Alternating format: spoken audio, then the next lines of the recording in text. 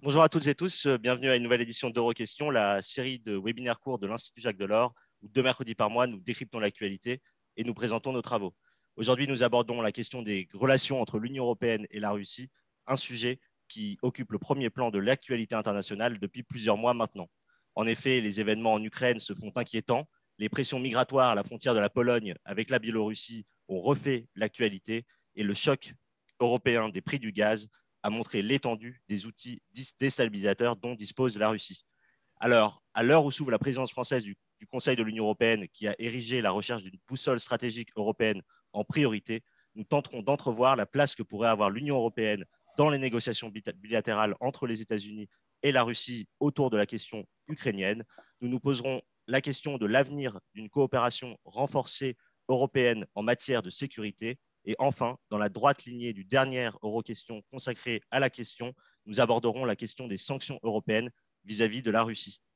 Pour traiter ces questions, nous sommes ravis d'accueillir Cyril Brett, maître de conférence à Sciences Po Paris et chercheur associé à l'Institut Jacques Delors. Avant de lui céder la parole, je vous rappelle que l'outil questions-réponses est disponible en bas de votre écran. Il vous permettra de poser toutes vos questions que je relayerai à notre intervenant dans la seconde partie de ce webinaire de 30 minutes. Sans plus attendre, Cyril, je vous passe la parole et je souhaite à nos auditeurs un très bonne Euroquestion.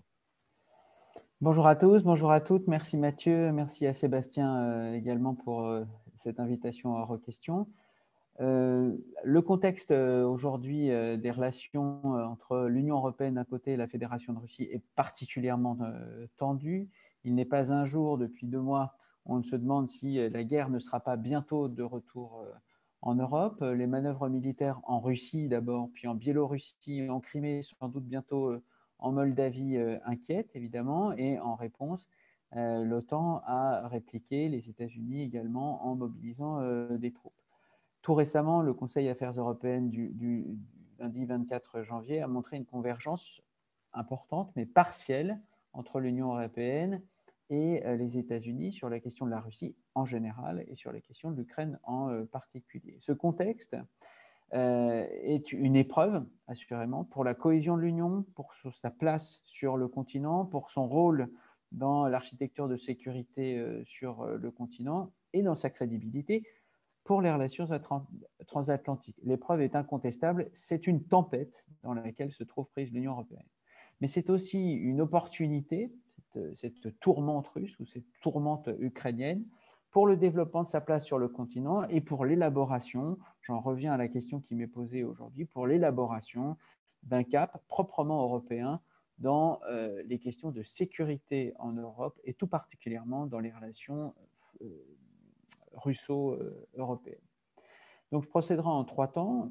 Premier temps, en définissant la tempête qui emporte aujourd'hui les relations entre l'Union européenne et la Russie. Dans un deuxième temps, je montrerai également que dans cette tempête, l'Union européenne n'a pas fait naufrage et a su garder son premier cap, celui du veto ou celui du refus de la remise en cause des équilibres issus de la guerre froide sur le continent. Et dans un troisième temps, fidèle à la métaphore donc du navire, je me montrerai quels sont les 3 principaux écueils sur lesquels l'Union européenne peut buter dans la définition d'une politique russe et quels sont les nouveaux caps qu'elle doit se fixer pour élaborer enfin une politique russe en particulier et un statut géopolitique pour elle-même en général. J'en viens donc à la tempête. Cette tempête, il faut le garder en mémoire, ne date pas d'il y a 2 mois. Elle est ancienne et structurelle.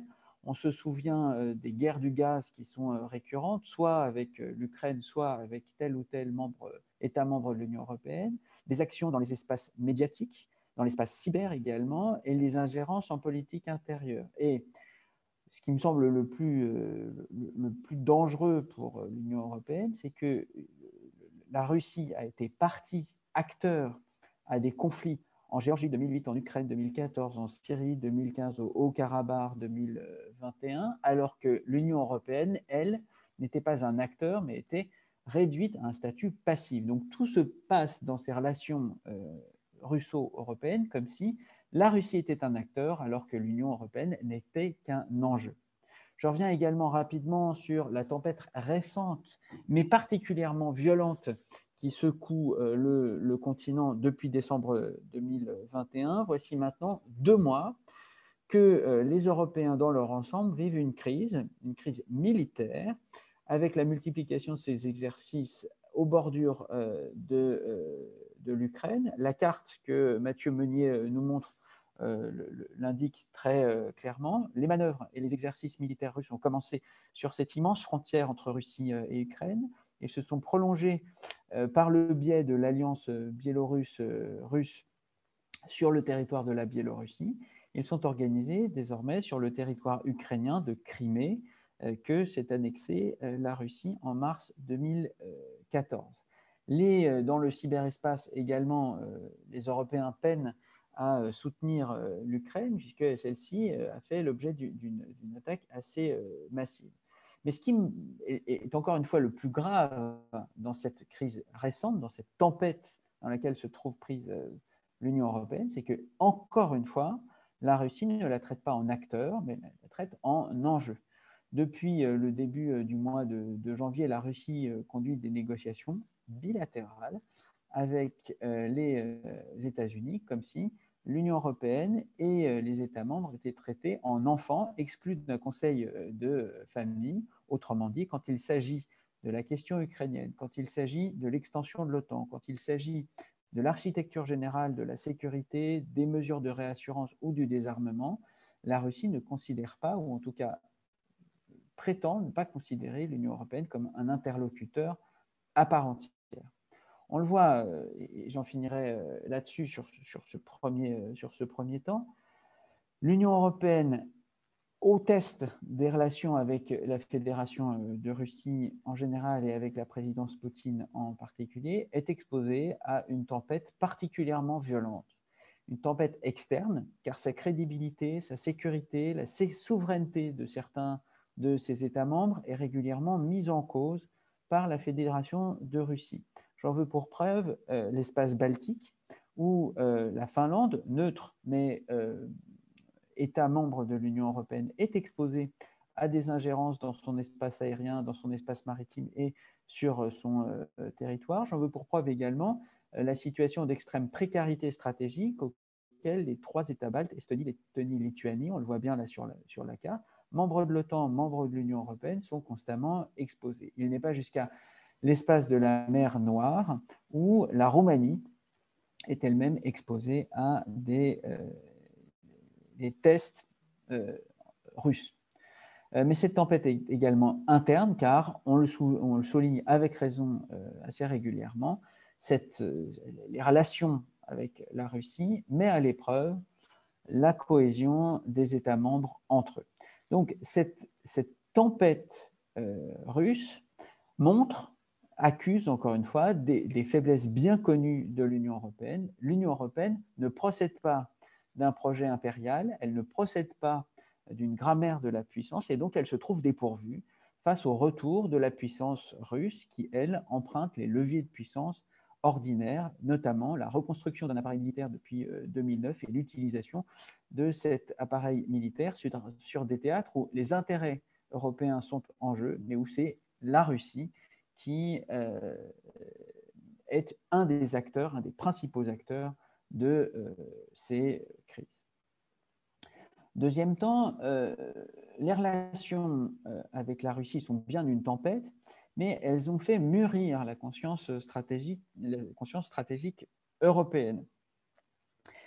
On le souligne abondamment, les faiblesses de l'Union européenne, donc absence de cohésion, hétérogénéité, lenteur de décision, absence d'appareil militaire unifié, pas de chaîne de commandement, un statut géopolitique encore faible et tout à fait récent, semblent placer dans les relations Russie-Union européenne les Européens à la merci de la Russie. Mais il ne faut pas croire pour autant que le navire européen a fait naufrage dans cette tempête. Tout d'abord, depuis 2014, l'Union européenne a élaboré une politique de sanctions sectorielles, individuelles, qu'elle reconduit de 6 mois en 6 mois, malgré cette fameuse hétérogénéité. De sorte que dans cette face-à-face avec la Russie, l'Union européenne, à sa mesure, avec les atouts dont elle dispose, principalement son poids économique, son commerce, réussit à imposer un rapport de force dans le domaine économique et dans le domaine financier à la Russie. Et cette politique de sanctions a produit des effets qui sont aussi indubitables qu'ils sont limités. Indubitables car la crise économique, la récession économique dans laquelle la Russie s'est trouvée en 2015 et 2016 a des facteurs exogènes, la baisse bien sûr des cours des hydrocarbures sur les marchés mondiaux, mais également l'absence de commerce, la réduction du commerce avec l'Union européenne. Cette politique de sanctions est une réussite, bien sûr pour la cohésion, bien sûr pour l'épreuve de force qu'elle a imposée à la Russie, mais elle a également été une réussite au sens où elle a réussi à se diversifier et à s'adapter à la situation. Au moment où les mouvements d'opposition ont été réprimés à l'intérieur de la Russie en janvier dernier, au moment où Alexei Navalny a été emprisonné, l'Union européenne a adopté un nouveau train de mesures de sanctions. De même, non pas en Russie, mais en Biélorussie, au moment où les élections présidentielles d'août 2020 ont été truquées, l'Union européenne a adopté un nouveau train de mesures de sanctions. De sorte que on peut évidemment, et on doit évidemment souligner la limite de cette politique de sanctions. Je l'ai fait abondamment grâce à l'Institut Jacques Delors. Ces sanctions n'ont pas amené à un changement radical de la politique extérieure de la Russie, mais ces sanctions ont permis aux Européens de se forger un outil relativement efficace, diversifié, adaptable aux circonstances, pour peser dans cette épreuve de force imposée dans la Russie. Et cet outil a été porté également sur d'autres théâtres, notamment en Asie, contre la junte birmane.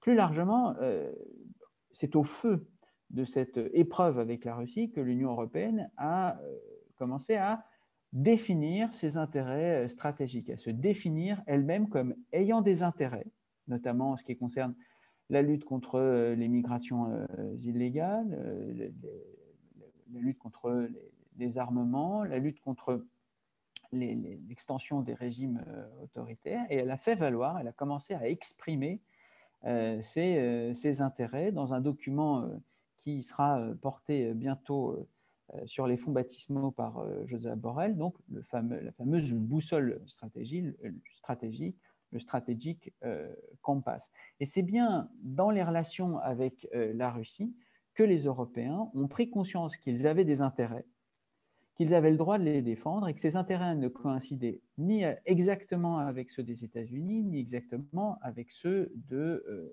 l'OTAN. C'est dans ces documents, effectivement, que la position spécifique de l'Union européenne en général s'exprime. Les intérêts commerciaux, les intérêts énergétiques de l'Union européenne ne sont pas vécus comme honteux, ne sont pas cachés, et l'interdépendance avec la Russie est affrontée. L'Institut Jacques Delors, notre Europe, reviendra sur la question notamment du gazoduc Nord Stream 2. Et donc, cette prise de conscience et cette explicitation des intérêts géopolitiques de l'Union européenne sont déjà une étape extrêmement importante pour l'affirmation donc de cette posture stratégique. Troisième et dernier point de mon topo, donc les nouveaux caps pour la navigation géopolitique européenne. Je vois plusieurs écueils qui guettent l'Union européenne. Le premier, c'est l'écueil de la solidarité inconditionnelle avec les États-Unis ou l'écueil symétrique de l'originalité à tout prix. Aujourd'hui, du fait qu'ils ne sont pas partis aux négociations avec la Russie, du fait qu'ils ne disposent pas de forces armées unifiées, du fait que la Russie refuse à l'Union européenne un statut géopolitique, les Européens sont pris dans un véritable dilemme de leur alliance transatlantique. Soit ils suivent les États-Unis et dans ce cas-là, ils reconduisent une des raisons de leur faiblesse sur la scène continentale, c'est-à-dire l'absence d'autonomie, soit elle se désolidarise, et dans ce cas-là, risque soit d'être accusée d'esprit munichois ou défaitiste, soit d'être accusée de naïveté géopolitique. Je pense que cette solidarité s'est bien exprimée lundi dernier. Elle est réelle sur les objectifs et elle est uniquement partielle en ce qui concerne les moyens et en ce qui concerne les buts des Européens. Dans les relations avec la Russie, les Européens ont aménagé leurs intérêts au sens large du terme. C'est ça le véritable réalisme et ça n'est pas du tout une naïveté stratégique de leur part. Le deuxième écueil que je vois, c'est la lecture des événements à la lumière du passé européen. On lit abondamment que le RSS serait en voie de reconstitution, notamment à la lumière des événements au Kazakhstan. On dit qu'une nouvelle guerre froide est en cours. Les Européens font les frais en fait de cette lecture. Cette lecture en termes de guerre froide fait comme si l'Union européenne ne s'était pas construite. Il n'y a de guerre froide que s'il y a deux blocs.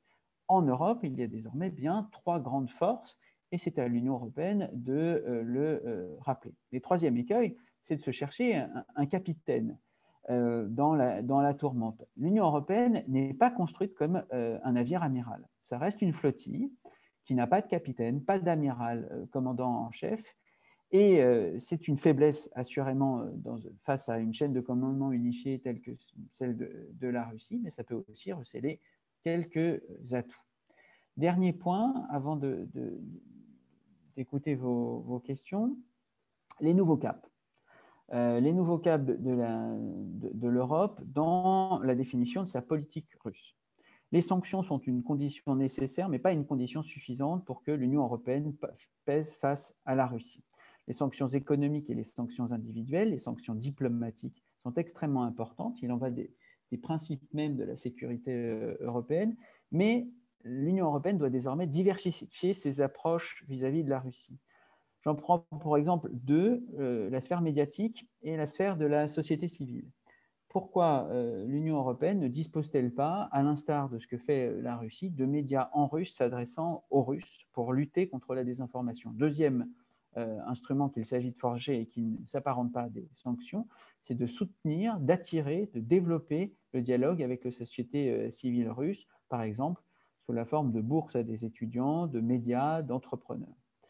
Deuxième cap, et il me semble absolument urgent aujourd'hui pour l'Union européenne, c'est enfin d'être invité à la table des négociations sur l'Ukraine en particulier, mais table des négociations également sur l'architecture de la sécurité en Europe. On ne peut pas traiter du désarmement, des mesures de réassurance, de la question de l'extension de l'OTAN et de la présence des troupes russes ou des troupes européennes sans que les Européens soient à la table.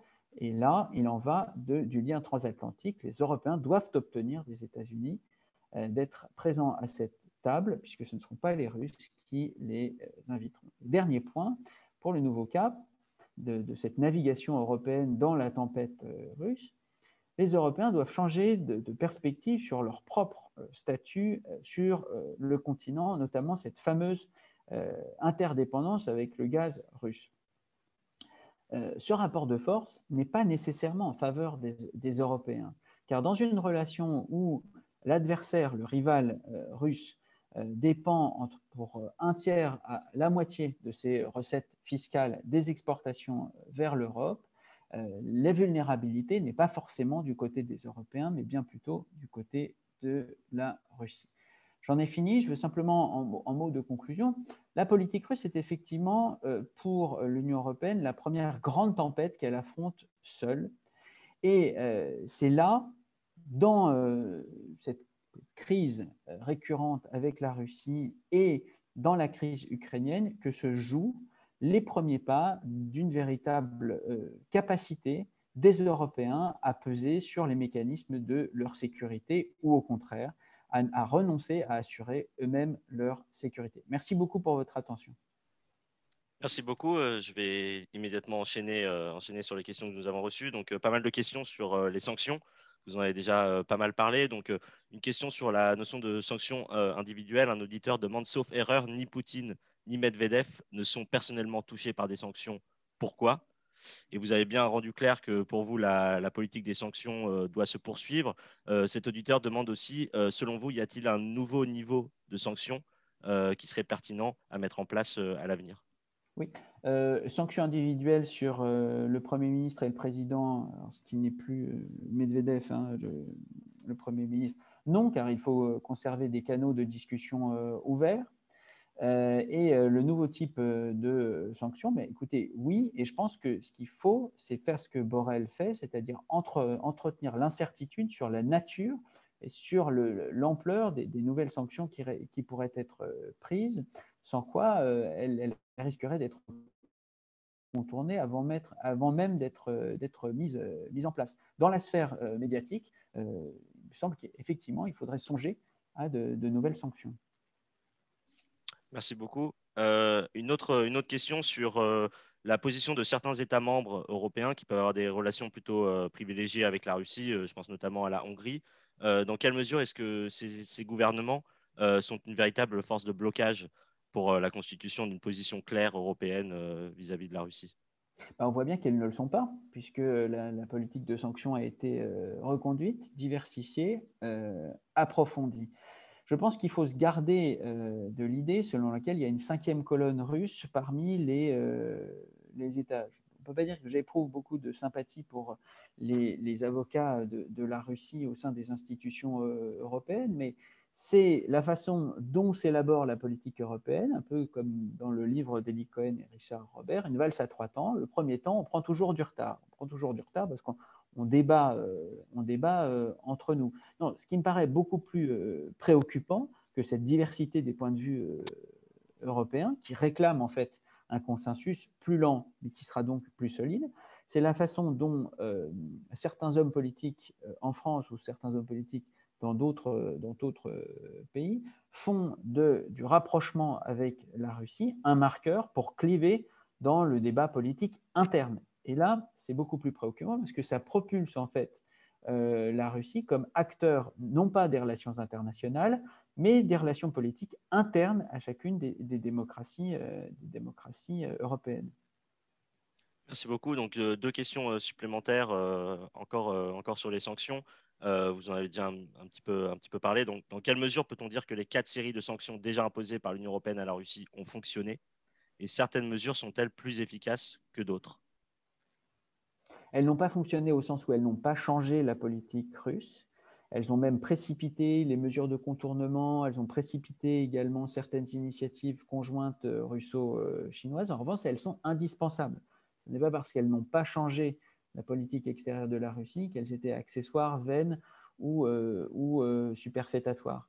Les sanctions qui marchent, elles marchent de façon assez différenciée. Les mesures économiques sectorielles, par exemple, ont une efficacité qui est forte dans un premier temps et qui devient de plus en plus limitée. Et l'exemple russe doit être lu à la lumière, par exemple, de l'exemple iranien, où à mesure que les sanctions s'installent, l'appareil économique devient de plus en plus insensible par de la contrebande, par des mesures de contournement, par du protectionnisme qui permet de relancer tel ou tel secteur. Je pense à l'agroalimentaire, où je ne trouvais plus de produits laitiers à Moscou, et tout d'un coup, j'en trouve grâce, du fait des sanctions. Ce sont, à mon avis, sur le long terme, les mesures individuelles qui vont marcher, surtout si elles sont larges, parce que quand les citoyens russes essayent de placer leurs actifs, veulent se faire soigner, ou ont besoin d'envoyer leurs enfants se faire éduquer,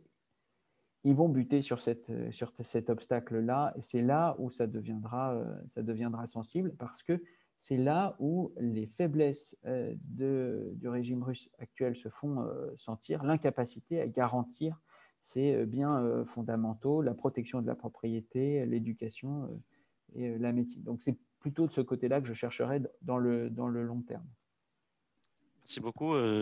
J'enchaîne. Les Russes peuvent-ils rester durablement en zone grise avec des exercices et des tirs réels sans risquer d'enfreindre le droit international? Non. Il enfreigne. Non, non, mais oui, oui.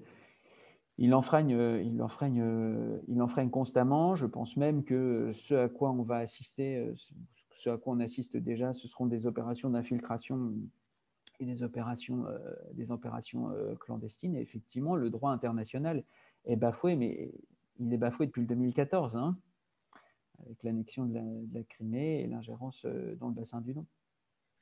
Et pensez-vous que la Russie soit la seule responsable de la situation? Quelles sont, selon vous, les erreurs des États-Unis et de l'Union européenne dans l'accroissement des tensions politiques et militaires? Bon, ce point est bien documenté, à mon avis.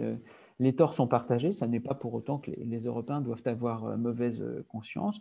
Je ne me concentrerai que sur les Européens. Ils ne se sont pas rendus compte que leur politique d'élargissement de 2004 choquait la Russie, notamment quand il s'agissait des trois Baltes, qui ne sont pas d'anciennes démocraties populaires, mais qui sont d'anciennes républiques socialistes soviétiques.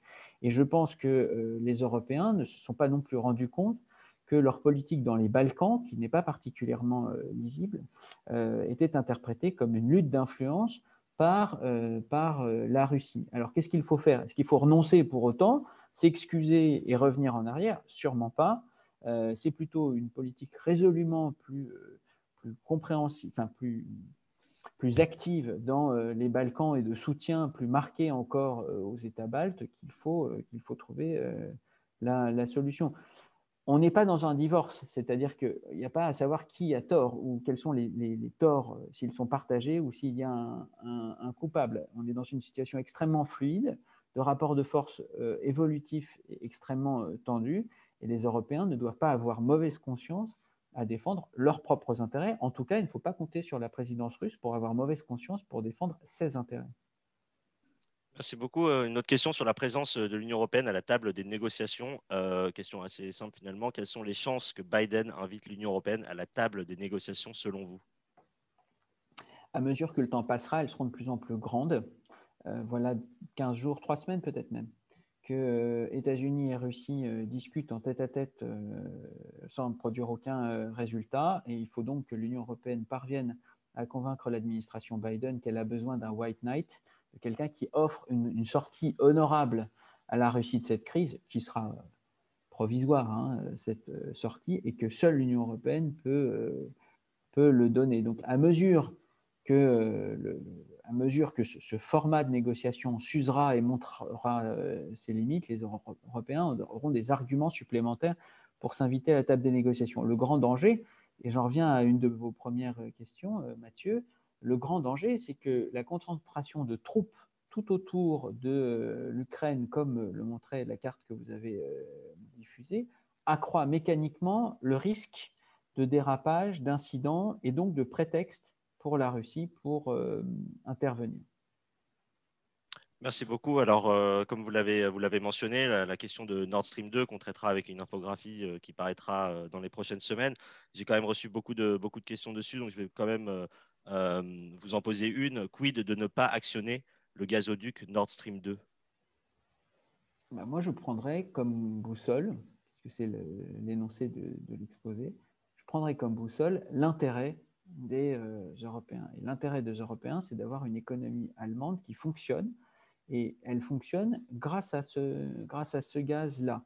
Je pense qu'il faut faire le pari de considérer que c'est une victoire dans un premier temps pour la Russie et à terme une défaite pour la Russie en accroissant sa dépendance à l'économie allemande. Donc, mon point de vue est un peu cynique et en tout cas très réaliste. Je pense que ce n'est pas un bon moyen de pression sur la Russie que de bloquer ce projet-là. Merci beaucoup. Une autre question. On a entendu dans certaines interviews dans les médias, notamment de notre vice-présidente Nicole Nisotto, parler de finlandisation de l'Ukraine. Qu'est-ce que vous pouvez nous dire sur cette notion et qu'est-ce que vous en pensez? Alors, c'est une notion qui va hérisser les Finlandais eux-mêmes, mais l'idée de Nicole Niesotto est effectivement très intéressante parce qu'elle met le doigt sur quelque chose d'important, qui sont encore une fois les intérêts des Européens. Oui, bien sûr, chaque État doit avoir le droit et doit se voir garanti le droit de définir sa politique extérieure de façon libre et souveraine. Mais il ne le fait pas dans un espace neutre. il le fait dans un contexte et dans une géographie qui sont définis. Ce qu'a fait Urho Kekkonen pendant la guerre froide pour la Finlande, c'est d'assurer l'autonomie relative de son pays dans un contexte où elle était directement menacée, y compris par les armes soviétiques et la défaite et la cuisante guerre en Finlande. Il faut expliquer aujourd'hui aux Ukrainiens que l'adhésion n'est pas une perspective proche et que la meilleure façon de défendre ce qui reste de leur souveraineté, c'est de ne pas chercher à rejoindre des structures qui n'assureront pas plus leur sécurité que les Européens ne souhaitent les voir les rejoindre. Cette idée est particulièrement féconde parce qu'elle insiste sur le fait qu'il faut raisonner en principe la souveraineté nationale, mais également en intérêt, et l'intérêt des Européens, c'est de ne pas voir l'Ukraine rejoindre l'Union européenne rapidement. Merci beaucoup. Et une dernière question sur l'Ukraine également. L'Union européenne pourrait-elle accepter que l'Ukraine devienne neutre, comme certains le suggèrent en Suisse? Ce serait effectivement une façon, à mon avis, d'assurer à l'Ukraine une certaine stabilité, de permettre à son État de se construire ou de se reconstruire, aux réformes d'être menées, et à l'Union européenne de peser davantage sur la vie quotidienne de ce pays, parce que l'Union européenne, pour peser, a besoin de la paix civile, d'une certaine stabilité, notamment pour continuer à lui fournir l'assistance administrative, politique et budgétaire qu'elle lui fournit. Merci beaucoup. Je vous remercie, je pense, au nom de nos auditeurs également, pour avoir pris le temps de cette présentation et de répondre aux diverses questions. Je m'adresse maintenant aux auditeurs pour vous rappeler que l'enregistrement de ce webinaire vous sera envoyé dès cet après-midi, qu'à l'Institut Jacques Delors, nous ne manquerons pas de continuer à traiter ces questions à travers des publications, des infographies et d'autres événements. Et enfin, je vous annonce que le prochain Euroquestion aura lieu le mercredi 9 février à 14h30 et nous aborderons la question du numérique puisque nous accueillerons notre chercheur associé Nicolas Koller-Suzuki qui abordera cette question, encore une fois très liée à l'autonomie stratégique de l'Union européenne, un sujet où l'Union a encore beaucoup à faire sur sa souveraineté technologique en matière de numérique. Merci d'avoir été parmi nous. Merci, Monsieur Cyril Brett, et à un prochain Euroquestion. Au revoir. Merci à tous.